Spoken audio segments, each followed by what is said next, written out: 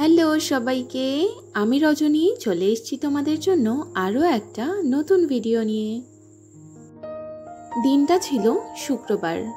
গতকালকের বৃষ্টির পর আজকে একটু ওয়েদারটা ঠান্ডা ঠান্ডা রয়েছে। আষাঢ় মাস পড়ে গেছে, তবু বৃষ্টির দেখা নেই। মাঝে মাঝে শুধু মেঘ জমছে, আর আবার কোথায় যেন উধাও হয়ে যাচ্ছে সমস্ত মেঘ।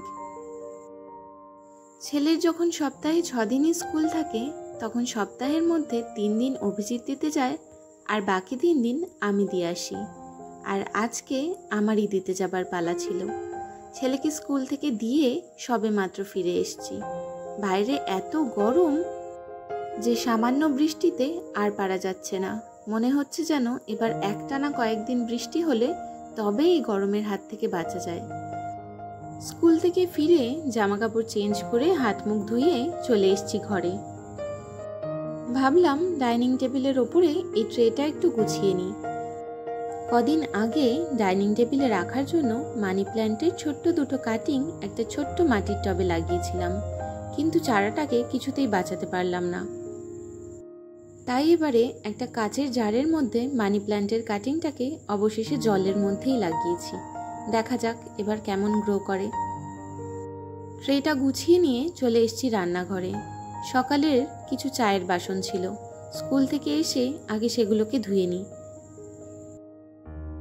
যে দিনগুলোতে স্কুল থাকে সেই দিনগুলোতে যত তাড়াতাড়ি ওঠা হোক না কেন, মনে হয় যেন কিছুতেই আর সময় থাকছে না। সমস্ত সময়গুলো হাত থেকে মুহূর্তের মধ্যে চলে যাচ্ছে। তবুও যেন স্কুল থাকলেই ভালো। স্কুল থাকলে সমস্ত কিছু বেশ একটা রুটিনে চলতে থাকে, আর স্কুল ছুটি থাকলে সব একদম গড়বড়ি হয়ে যায়। আর বাড়িতে থাকলে এত দুষ্টুমি করে, ওরে এটা করিস না সেটা করিস না করতে করতেই দিন কাভার। এডিট করতে বসে নিজেরই মনে হচ্ছে এই এত সময় ধরে সারাদিন যে কাজ করা, সেই সমস্ত কাজ যদি এরকম ফাস্ট ফরওয়ার্ড মোডে ঝট করে ফেলা যেত, তাহলে কতটাই না ভালো হতো। চায়ের বাসনগুলো ধুয়ে নিয়ে আরও কিছু বাসন ছিল সকালের, সেগুলোই ধুয়ে নিলাম।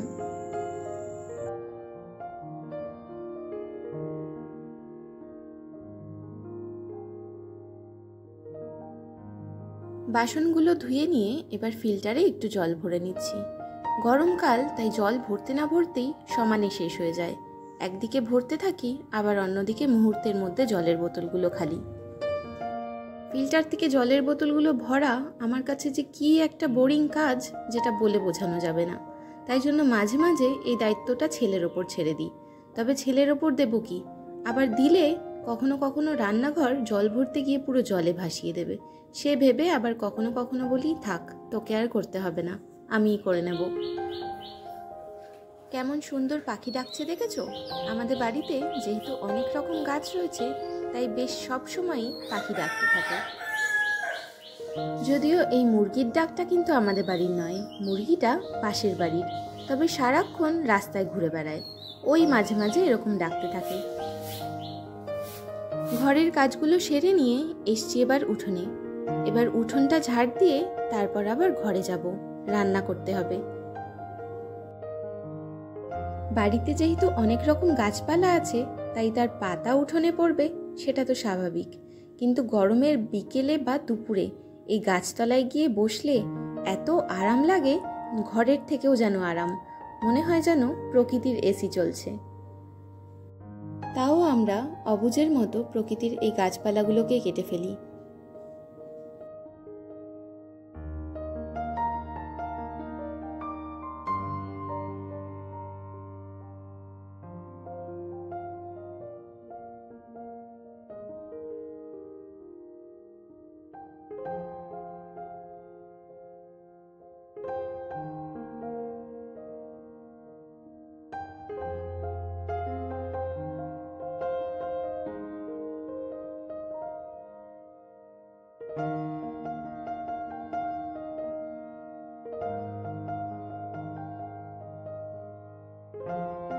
চলে এসেছি রান্নাঘরে। বললাম না, যেদিনকে সকালবেলা আমার দিতে যাওয়ার পালা থাকে, সেই দিনকে যেন কাজের শেষই হয় না। এই এক প্রস্তর দিয়ে আসতে আসতে আবার আনতে যাওয়ার সময় হয়ে যায়। তাই এবার রান্নাঘরে এসে রান্নাটা না করলে অনেকটা দেরি হয়ে যাবে।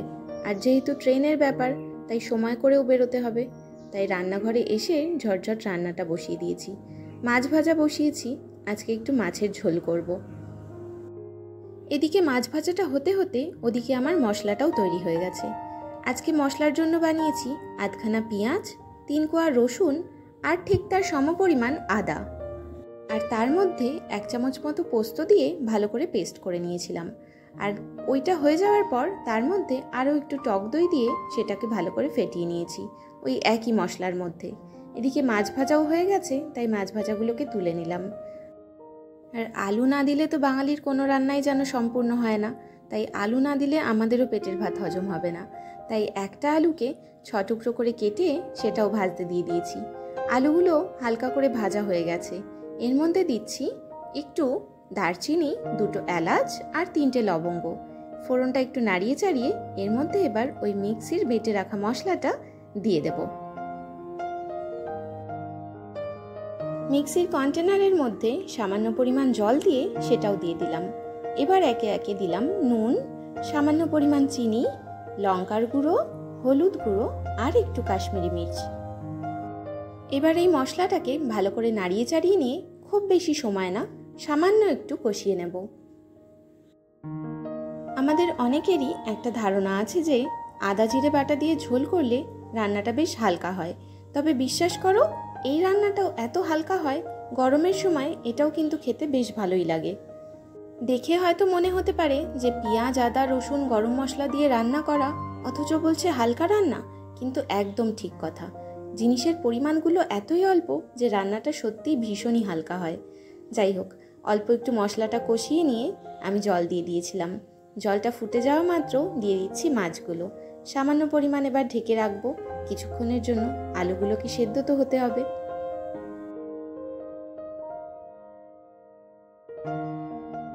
কিছুক্ষণ পর ঢাকাটা সরিয়ে নিচ্ছি। মনে হচ্ছে রান্নাটা এবার হয়েই এসছে। তার আগে একটা আলুকে কেটে দেখে নিলাম। হ্যাঁ, একদম হয়ে গেছে। এবার ঝটঝট নামিয়ে নিই।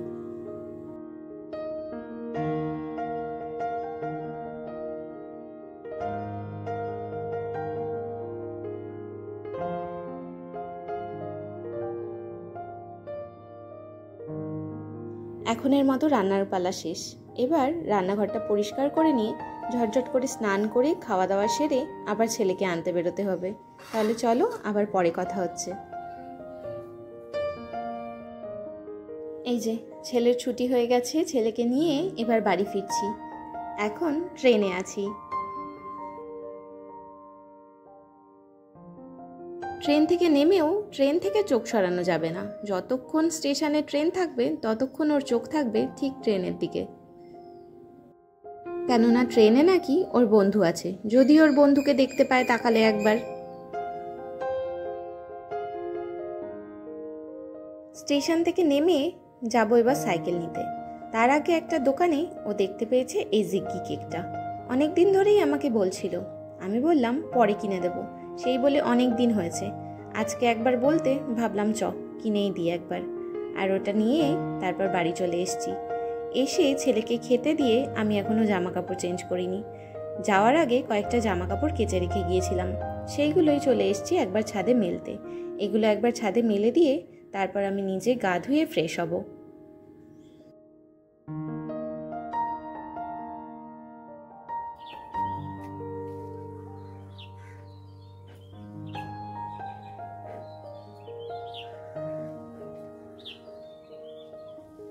স্নান করে চলে এসেছি। আর স্নান করে আসার পরে খালি যে বোতলগুলো ছিল সেইগুলোও একেবারে ভরে নিয়ে এসে টেবিলে রেখে দিলাম।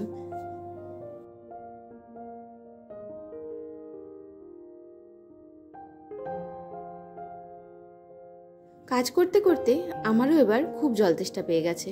এবার একটু আগে জল খেয়ে নিই, তারপর আবার একটু বসবো। ঘরের যে নর্মাল জলগুলো সেগুলো এখন আর খাওয়ার মতো থাকে না। রাখা মাত্রই পাখার হাওয়ায় বেশ গরম হয়ে যায়। সেই জন্য নর্মাল একটু ফ্রিজের জল মিশিয়ে নিলে জলটা একটু ঠান্ডা ঠান্ডা হয়, খেতেও বেশ ভালো লাগে। আর মনে হয় যেন কি আরাম পাওয়া গেল না। আর আমার মা আসলে ফ্রিজের জল ডাইরেক্ট খেয়ে নেবে জানো। এত বারণ করি যে মা ফ্রিজের জল ডাইরেক্ট খাবে না, ঠান্ডা লেগে যাবে। কে শোনে কার কথা। স্কুল থেকে এসে খাওয়া দাওয়া সেরে একটু রেস্ট নিয়ে ছেলে চলে গেছে মাঠে একটু খেলবে বলে। বাচ্চাদের তো একটু খেলাধুলা প্রয়োজন, তাই না? আর আমিও তো কাজবাজ সেরে স্নান টান করে এইমাত্র এলাম, আর এসে এবার বসেছি গিফট র্যাপ করতে। এই বেবি ব্রেসলেটটা জিভা থেকে নেওয়া, অভিজিতের এক ভাগ্নির জন্য। 2 দিন বাদে তারই অন্নপ্রাশন, তারই মুখে ভাতে যাব, তাই আগে থেকে র্যাপ করে রাখি। এর আগে আমরা কখনো জিভা থেকে কেনাকাটি করিনি, এইবার প্রথম কেনা। ভীষণ কিউট দেখতে বেবি ব্রেসলেটটা, তাই না? দেখে বেশ পছন্দ হয়েছিল অভিজিতের, সেই জন্যই এটাও নিয়েছে। এটা জিনিসটা রূপোর হলেও এর মধ্যে প্লেটিং করা, আর এর প্লেটিংটা নাকি থাকবে লাইফ লং। আমরা যে জিভা থেকে এই কেনাকাটিটা করেছি তাতে রূপোর কোয়ালিটিটা কেমন তার কিন্তু একটা অথেন্টিসিটি সার্টিফিকেটও পেয়েছি, অতএব কোয়ালিটি নিয়ে কোনো কথা হবে না। আমরা যার অন্নপ্রাশনে যাব তার নামটাই তো বললাম না। তার নামটা কিন্তু ভীষণ মিষ্টি এবং আমার ভীষণ পছন্দের। নাম সই, যার মানে তো আমরা প্রত্যেকেই জানি, বন্ধু। আমি গিফট র্যাপ করতে বসেছি আর ওরও খেলা হয়ে গেছে মাঠ থেকে, তাই চলে এসছে। আর এসে ওর জিগ্গিটা কিন্তু দেখাতে ভুললো না। ঠিক এসে পাশ থেকে টুক করে নিজের পছন্দের জিনিসটাও একবার দেখিয়ে নিল। একেই বলে মনে হয় বাচ্চা, সব কিছুতেই ওদের উৎসাহটা একেবারে তুঙ্গে। আমাদের ছোট্ট সইয়ের গিফট তো র্যাপ করা হলো। এবার সইয়ের একটা দাদাও আছে, তার বয়স এই 6 বছর। তারও জন্মদিন, মানে 23 তারিখ আমাদের সইয়ের অন্নপ্রাশন আর 26 তারিখ তার দাদার জন্মদিন। তাই ওর মা বাবা দুজনে একসাথেই এটাকে সেলিব্রেট করছে। আমাদের ছোট্ট সইয়ের দাদার নাম রিক, তার জন্য নিয়েছি একটা ম্যাপোলজি, ওয়ার্ল্ডের একটা ম্যাপোলজির পাজেল। দুটো গিফটই র্যাপ করা হয়ে গেছে, আর তারপর গিফট দুটো রেখে দিয়ে আমি বসেছি আমার পছন্দের একটা খাবার নিয়ে। প্রত্যেক মেয়েদের কাছেই মনে হয় এটা পছন্দের খাবার, তাই না বলো? ভয়েস ওভার দিতে দিতে এখনই যেন জিভে জল চলে আসছে। ফুচকা আমাদের কাছে কতটা প্রিয় তা আমরা প্রত্যেকেই জানি। তাহলে চলো, আমি এখন বসে বসে ফুচকাটা খেতে খেতে বেশ উপভোগ করি সময়টাকে। আর তোমরা আজকের ভিডিওটা ভালো লেগে থাকলে প্লিজ একটা লাইক করে দিও। আর ততক্ষণ পর্যন্ত তোমরা সবাই খুব ভালো থেকো, সুস্থ থেকো, সাবধানে থেকো। খুব শিগগিরই তোমাদের সামনে নতুন ভিডিও নিয়ে হাজির হব। তাহলে ততক্ষণ পর্যন্ত সবাইকে টাটা।